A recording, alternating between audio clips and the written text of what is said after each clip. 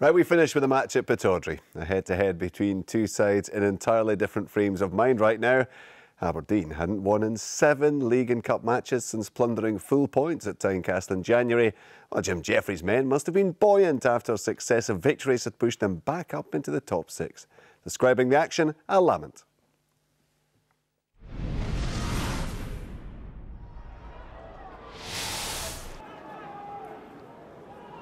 All thrown from Ricky Foster. He's worked back to him. Half cleared once more. The Hearts making heavy weather of it. It falls once more for Foster. And just drags the shot slightly into the side netting. That's not good defensive play though by Hearts. Obua beaten in the air. Thompson returns it though. Obua wins this one. And a shove in the back there by Gary McDonald on Ryan Stevenson, or at least that's what Hearts are claiming for. Jim Jeffries simply voicing his opinion. Willie Collum saw nothing amiss, but there is a hand coming up into the back. Well, Larry Kingston going to be introduced for Kucharski. Defender forced off. And Jim Jeffries forced into a bit of a reshuffle before half-time. Zaliuk is still on the pitch, but you can see he's in real trouble there up against Mackie, and he's not going to play any further part in this match. And Jim Jeffries, further defensive problems.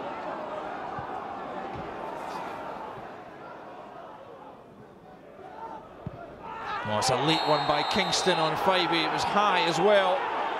Willie Collum's got a decision to make here. Fyvie in real pain, you can see, and it's a straight red for Larry Kingston. Oh, he can't believe it. It was a high boot. Well, he's looking at the ball. He does catch Fyvie very high. I have to say, I don't think there's any intent there from Larry Kingston, but Willie Collum saw that as serious foul play.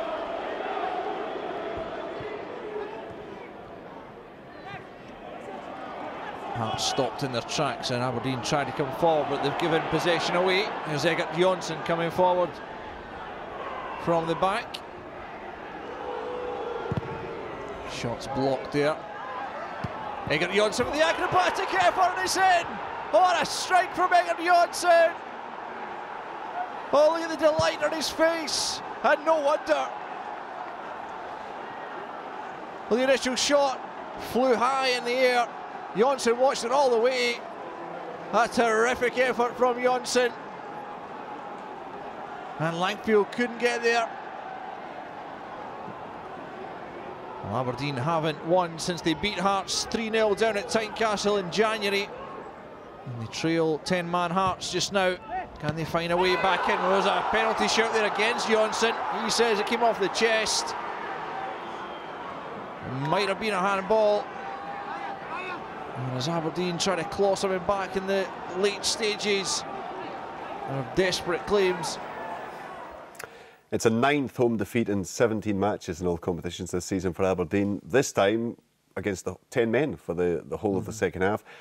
Was this one right, this call from the referee? Again, I think it's quite a tough one, but the referee, his positioning is brilliant, but I think you have to look at whether Kingston actually is looking at the ball the whole time. I think he might turn towards the player.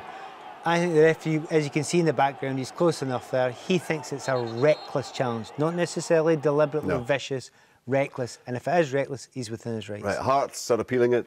Are they going to feel just like you feel Celtic will? I think they will feel as well, because, you know, the boot was that high. Right. The bit of quality came from a man who has played in so many different positions. He was actually playing centre-half when he scored this goal, Egert Jonsson. Well, yeah, and that's when it becomes hard to mark a player, when they actually arrive from the centre-back position and play the ball out wide, then keep on running. No one marks him for a minute, but when the ball comes in, Mark Kent actually gets pretty close to him. He's right on him.